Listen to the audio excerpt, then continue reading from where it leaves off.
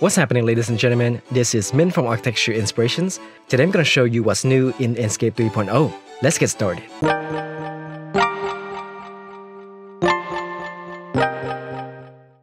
Enscape 3 is finally here. In the new version, you will see a complete overhaul of the user interface. You can see that the Enscape toolbar not only has the new icons, but it also has been simplified to include the most necessary tools such as the Start button, Enscape objects, Asset library, Materials editor, etc. Meanwhile, the functionalities for rendering have been moved to the Enscape window. When you first open up the Enscape window, you will see the useful shortcuts and controls on the right side of the screen. On the top, you will see a toolbar which is split into two sections.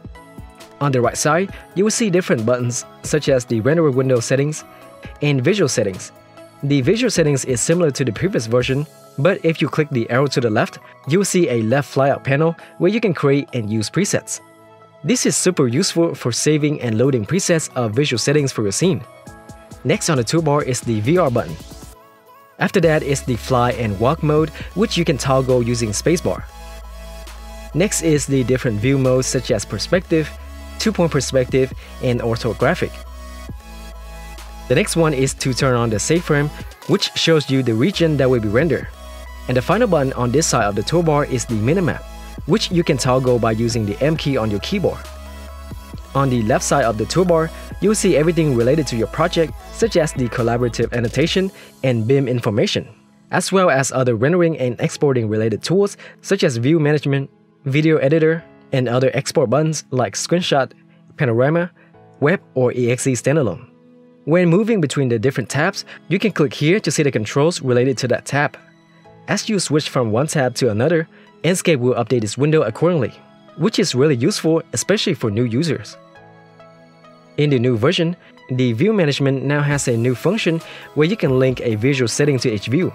This makes it really easy to switch between views even if they have different settings, which can be extremely useful when doing a presentation. The video editor has also been improved. You can now manually type in the values for settings, such as the total duration of the video. Similarly, if you click on a keyframe, the overrides are now a lot more intuitive. You can also use these buttons to move between the keyframes pretty easily. Similarly, you can adjust the other keyframe overrides here. As you can see, with the new user interface, we have a more streamlined workflow because now we don't have to move back and forth between the SketchUp and Enscape window as much anymore. This also makes it easier for users who only have one monitor. Besides the new user interface, Enscape 3.0 also has new local assets such as vehicles and vegetation, which are focused on different regions of the world, so you can create a more authentic regional experience within your designs.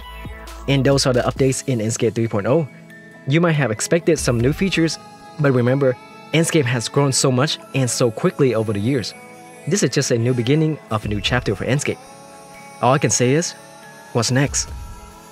What feature do you think they are working on? And what features do you want to see in the next versions of Enscape?